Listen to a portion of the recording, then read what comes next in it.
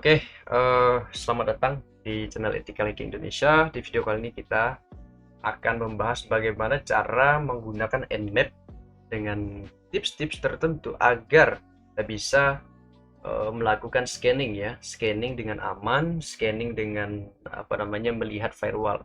Nah, skill ini bisa teman-teman gunakan untuk mengukur seberapa jauh keamanan server teman-teman, atau ketika teman-teman punya project tertentu yang mengharuskan teman-teman untuk mengecek itu, misalnya teman-teman ada kerjasama dengan perusahaan mana gitu, lalu diminta untuk menguji seberapa kuat sih jaringan yang sudah mereka bangun gitu. Nah, dengan firewall yang ada, dengan potensi-potensi yang ada gitu, teman-teman bisa pakai ini dalam eh, bug hunting juga bisa digunakan gitu, supaya kita bisa melihat ruang lingkup jaringan yang ada gitu, atau jadi ketika misalnya kita menggunakan target tertentu, kita harus melihat lingkup jaringannya itu seperti apa. Nah, dengan teknik ini teman-teman bisa menggunakan untuk memverifikasi hal tersebut. Itu beda dari teknik-teknik sebelumnya yang cenderung menggunakan bawaan dari Nmap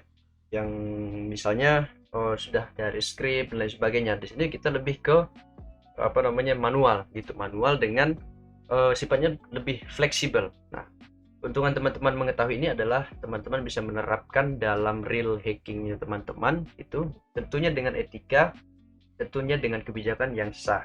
Jadi jangan sampai teman-teman melakukan sebuah aktivitas yang tidak sah dalam hacking ini gitu.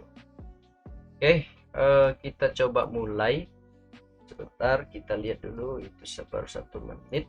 Jadi yang pertama itu adalah kita harus mengetahui yang namanya integritas data juga. Saya sering sekali menyebutkan ini sebagai poin penting ya dalam jaringan maupun dalam apapun. Jadi integritas data itu sangat penting dalam security gitu. Jadi kalau sebuah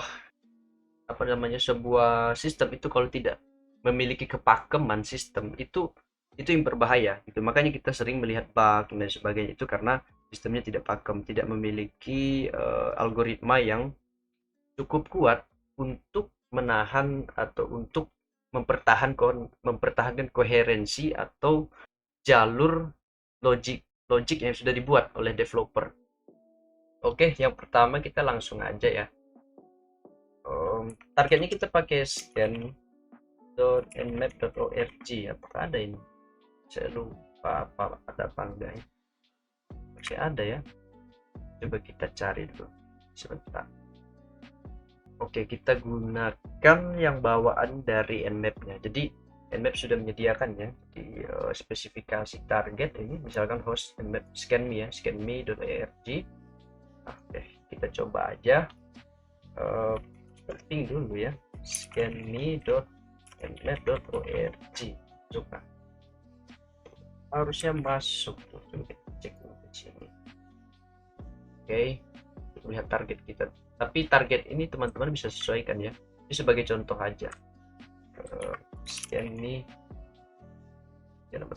Oke, jadi teman-teman bisa menyesuaikan targetnya dengan ya fleksibel. Misalnya teman-teman punya target dari dari HackerOne, atau target tersendiri lah yang sudah teman-teman ketahui, asal itu sesuai dengan etika dan kebijakan yang sah, supaya teman-teman tidak rugi ya. Oke, sekarang kita langsung mulai aja. Jadi di sini saya perbesar dulu. Nah, yang awal itu adalah yang pertama adalah kita menggunakan bad checksum. Nah, ini berkaitan dengan integritas data, yaitu pemindaian checksum yang salah gitu. Jadi ada server, ada IDS-nya, intrusion detection systemnya sudah mengatur bagaimana sih data yang harusnya masuk. Nah, ini kita mau uji apakah sistemnya sudah menyesuaikan atau sudah menerapkan hal tersebut atau belum gitu. Jadi kalau sudah, maka scan yang kita buat ini akan diabaikan. Tetapi kalau belum, maka dia akan menerima. Nah, yang belum inilah yang menjadi kerentanan dalam jaringan gitu. Jadi kita bisa melihat apakah diverifikasi oleh firewall atau tidak gitu. Walaupun di beberapa sebagian besar itu sudah diterapkan ya, di IDS, di IPS itu sudah diterapkan hal ini. Misalnya nmap, kita langsung aja nmap, lalu bed checksum, lalu target kita scanme.nmap.org. Kita langsung buat aja ini, bed checksum unrecognition. Apa salah? Apa yang salah? Bed checksum, kita coba apakah salah. Masih benar ya. Bed checksum nmap, bed checksum mana? Nah ini ya, bed sum bukan checksum, jadi bukan ada, tidak ada ceknya, sum. Oke, kita tunggu hasilnya. The option will not be honored without necessary privilege. Kita juga bisa pakai ini. Oke.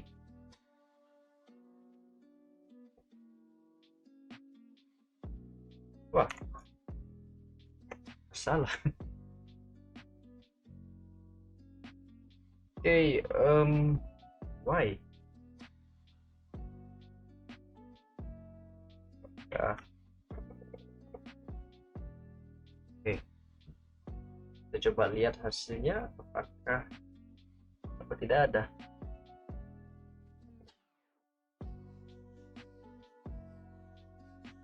.org ya,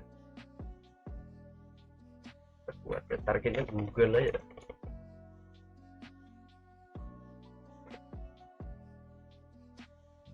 Hanya untuk mengetes ya, kalau Google ya harusnya. Bed sum scanme.org,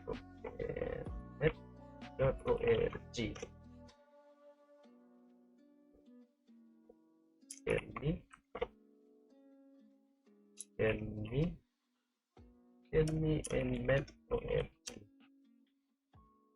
Harusnya ada sih, go ahead. Maka dia tidak bisa bercampur dengan. Nah ini adalah salah satu, nah situsnya tidak dapat dijangkau, artinya enggak, ini enggak aktif situsnya. Kita ganti dengan misalnya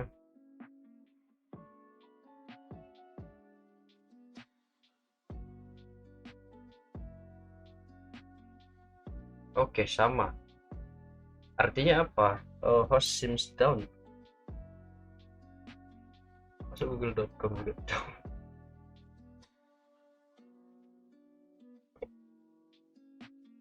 Nah, intinya begitu teman-teman. Jadi bed checksum ini dibuat atau kita gunakan untuk melihat apakah firewall itu verifikasi apa tidak gitu. Jadi di sini ada opsi ya, opsi kita pakai VN. Artinya bed checksum ini sudah tidak atau sudah diverifikasi gitu, seperti yang saya jelaskan di awal tadi, bahwa ketika suatu firewall itu sudah menerapkan sistem integritas, kita susah gitu dalam masuknya karena dia sudah mengetahui cara ini. Misalnya yang sudah ada dalam sistem itu yang boleh masuk. Jadi ketika kita memberikan bad checksum, artinya kita masukin checksum yang salah untuk memverifikasi atau mengidentifikasi, artinya dia akan mengabaikan itu jika sudah diterapkan. Sama halnya seperti yang sekarang. Oke, kita coba lagi yang kedua. Yang kedua itu adalah port spoofing. Jadi dalam jaringan itu kan ada beberapa port, dari sampai ada yang top 100 port itu. Jadi firewall atau IDS itu cenderung akan menolak suatu port yang asing itu dalam dalam sebuah sistem gitu. Karena Karena begini, kalau teman-teman jadi blue team atau defender team itu, teman-teman lihat nih mana yang memang secara default itu ada. Misalnya website kan ada 80 80 80 sama 443. Nah itu normalnya. Tetapi ketika ada port yang misalnya 999 itu, atau misalnya 111, itu mungkin kita perlu curiga. Nah hal ini diterapkan pada firewall untuk melihat apakah ada yang secara default dan ada port yang berbeda gitu. Nah lalu kita lihat lagi di DNS itu kan ada port yang 53. 53 itu port apa itu, coba kita cek. Port 53 artinya harusnya port DNS ya. Yuk kita lihat ya. TCP port number is communication endpoint port, itu port apa digunakan untuk domain name system. Nah jadi pada kondisi ini, jadi si firewall ini menganalisa bahwa port 53 ini merupakan untuk yang DNS, jadi cenderung diterima. Nah karena kita menggunakan Nmap sebagai alat analisa, kita bisa menggunakan ini untuk melihat apakah firewall itu tahu bahwa port ini sudah disetting apa belum. Misalnya seperti ini, Nmap source port nmap.org seems down. Apa yang terjadi? Oke, source port harus sudah bisa sih, nggak bisa juga. Nah ini sepertinya ada kendala ya di jaringannya. Wait. Oke, jadi masalahnya sebetulnya di source portnya. Jadi kita harus menggunakan source portnya. Oke, kita lihat. Jadi sesuai yang di awal tadi itu harus ada port 53 nya. Nah, jadi kita bisa lihat yang terbuka itu ada SSH, terus GoPair 70, 80 dan lain sebagainya. Coba kita pakai yang biasa aja, scan yang biasa aja atau regular lah.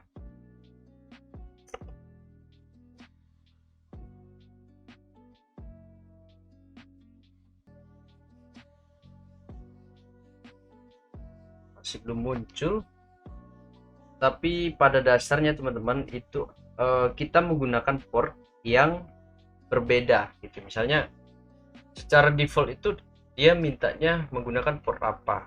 Nah, tetapi dengan source port ini kita bisa mengubah jalur atau mengubah sumber dari paket ini untuk datang kepada server gitu. Misalnya seharusnya portnya 80 atau 80 gitu, atau port normalnya Nmap itu berapa saya lupa. Tetapi dengan source port ini kita bisa melakukan port spoofing untuk mengubahnya ke DNS supaya tidak dicurigai. Itu adalah fungsi yang ada pada Nmap yang bisa kita gunakan untuk menganalisa suatu firewall.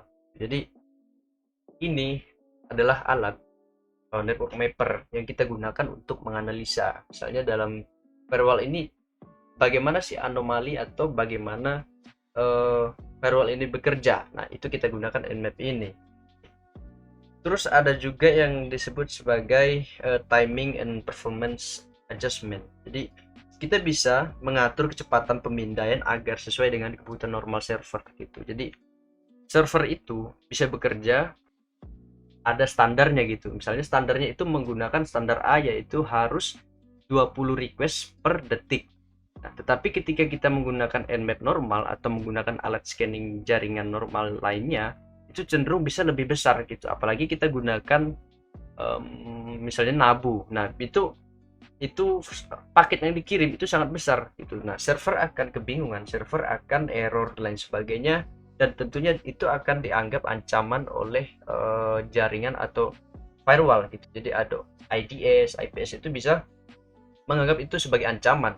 Ada yang disebut dengan DDoS dan lain sebagainya, lalu bisa diblokir. Nah kita bisa melihat dan menggunakan itu untuk mengelabui firewall. Misalnya ada namanya min rate dan max rate. Max rate itu yaitu kita mengirim banyaknya data itu berapa per detiknya. Misalnya seperti ini, nmap min rate-nya kita kasih 1000, jadi per detik itu minimal ada 1000 paket gitu. Terus max rate itu kita kasih aja di 5000 ya. Lalu targetnya kita map.org ya. Jadi dengan cara ini nmap akan mengirim setidaknya dalam 1 detik itu ada 1000 paket, dan max rate-nya itu atau setidaknya maksimal pengiriman dalam per detik itu ada 5000. Kita juga harus menyesuaikan pada kemampuan server tersebut. Nah, makanya kita gunakan nmap ini untuk menganalisa kemampuan server. Nah, ini kalau teman-teman biasanya melakukan scanning menggunakan Nukli, kalau tidak nonton video yang kemarin, ada yang saya buat video yang terbaru sebelum saya upload ini, itu saya menggunakan teknik bypass juga. Bypass itu supaya mass scan atau kita scan masalnya itu tidak dianggap sebagai ancaman oleh firewall. Jadi kita tetap bisa melakukan scanning gitu. Karena penggunaan resource yang terlalu besar, kalau teman-teman buka lihat di log itu, kalau kita manusia itu stres tuh karena saking besarnya itu apa namanya yang dimasukin gitu atau yang dikirim ke server, apa namanya servernya bisa sibuk dan lain sebagainya. Oke, lalu kita bisa juga menggunakan yang disebut sebagai scan delay. Nah, ada nmap lalu scan delay-nya itu kita kasih aja 500 mili per second. Map.org. Jadi penggunanya seperti ini aja. Nah, dari ketiga atau berapa metode yang sudah saya jelaskan ini, teman-teman bisa pakai semua untuk mengecek seberapa akurat apa namanya kemampuan nmap ini atau seberapa akurat hasil dari tesnya teman-teman sendiri. Jadi teman-teman harus apa namanya melakukan analisa supaya mendapatkan yang tepat. Karena apa? Karena di server atau di dalam penggunaan nmap ini, kalau teman-teman salah menggunakan atau menggunakan strip A besar itu di direct kemanapun, itu nmap akan mengikuti. Nah, bisa-bisa kita keluar dari lingkup jaringan yang seharusnya di scan gitu. Jadi kita harus mengantisipasi itu teman-teman, supaya kita tidak salah target. Nah, karena kita ini kan ethical hacker, jadi kalau target itu bahaya, dan kita juga misalnya kita mau buat report itu agak konyol juga nanti datangnya ke pimpinan kita itu dalam suatu perusahaan, itu bahaya. Intinya seperti ini. Jadi karena scan delay-nya itu 500 mili per second, ini agak lama. Terus ada juga yang namanya host timeout ya. Host timeout itu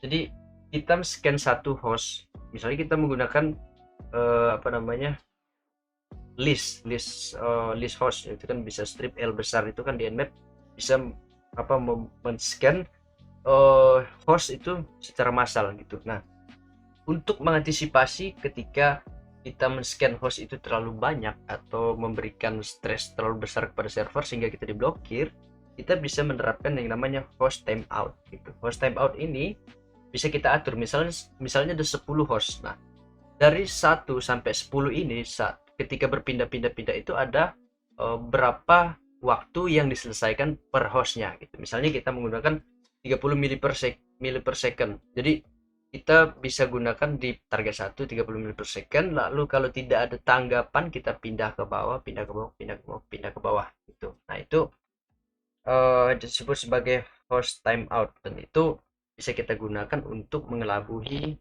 firewall. Karena ketika kita melakukan scanning besar-besaran, itu mudah terdeteksi oleh firewall karena source-nya berbeda, langsung kayak DDoS attack gitulah intinya. Di sini cukup lama ya untuk di scan delay ini, tapi kurang lebih hasilnya pasti sama karena ini kita menggunakan target yang sama gitu. Tapi kegunaan dari video ini, kegunaan dari edukasi atau informasi ini adalah untuk melihat varian-varian atau teknik-teknik yang teman-teman bisa gunakan tuh. Kita langsung ke host timeout ya. nmap host ya, host timeout misalnya nmap.org. Oke, wait, timeout fokus. Oke, kurang spesifik ya, harusnya ada 30 menit per second sebagai pemenuhan parameter ini. Kalau tidak ada isinya ya harus dipakai karena tidak ada standarnya. Tapi nanti kita akan bicara mengenai templating. Jadi di nmap sembari saya contohkan. Nah, di sini timeout ya, timeoutnya itu ada sekitar 30 menit per second, jadi ada 17,53 second gitu. Jadi kenapa tidak ada hasilnya seperti yang di atas, misalnya seperti ini ya. Kenapa tidak ada hasilnya? Karena nmap belum memberikan tanggapan, tetapi kita sudah berpindah. Itu harusnya lebih besar daripada ini untuk mendapatkan hasil. Tuh, nmap help ya, salah, nmap flag h. Nah, nih, jadi kita tetap berada pada host yang sama, tapi dengan menggunakan host timeout kita jadi tidak mendapatkan hasil dari scanning kita, karena kebutuhan server untuk menerima request dan memberikan respon itu tidak dicakupi atau tidak disanggupi oleh nmap ini. Kalau misalnya kita ganti, jadi misalnya kita buat aja 200 ya, pasti nanti harusnya ada. Kita pindah ke sini, templating ya, templating, kalau tidak salah ada, atau kita nanti bahas di video lain. Jadi ada template untuk melakukan scanning juga. Salah satunya itu untuk firewall juga ya. Jadi ada misalnya T1 itu dia agresif, T2 agak agresif, T3 tidak agresif, jadi lebih slow dan lebih menggunakan unsur fragmentasi itu dalam scanning. Oke, mungkin itu aja yang mau saya bahas dalam video kali ini. Saya harap teman-teman mendapatkan sebuah insight baru atau wawasan baru dari video ini, karena sebagai seorang ethical hacker itu kita harus punya kemampuan untuk menganalisa yang lebih tajam daripada firewall yang ada gitu. Karena kita sering mendengar slogan ada yang disebut sebagai no system is safe. Nah, itu betul adanya, karena tinggal menunggu waktu saja itu pasti ada celahnya gitu. Makanya security is not a destination but it's a journey. Jadi bukan menjadi tujuan kita untuk menjadi secure atau aman, tetapi itu adalah sebuah perjalanan. Oke, mungkin itu aja yang mau saya sampaikan dalam video ini. Saya harap teman-teman mengerti apa yang saya maksud. Dan untuk teman-teman yang tidak sengaja melihat video ini di beranda YouTube atau di sosial media manapun, saya mohon untuk teman-teman bisa like, comment, dan subscribe, karena lewat video ini kita akan bahas mengenai ethical hacking atau hal yang berkaitan dengan teknikal maupun hal yang berkaitan dengan berita dan lain sebagainya terkait perkembangan di bidang security. Oke, jadi kedepannya kita akan lebih besar lagi, jadi teman-teman tidak ada ruginya untuk mensubscribe channel yang membagikan informasi yang bermanfaat. Oke, dan jangan lupa di share ke teman-temanmu supaya kalian punya frekuensi yang sama ketika berbicara pada tongkrongan gitu. Kalau kita harus menyamakan lah untuk hal ini saja, kalau hal lainnya terserah kalian gitu. Oke, mungkin itu aja, terima kasih, see you in the next video.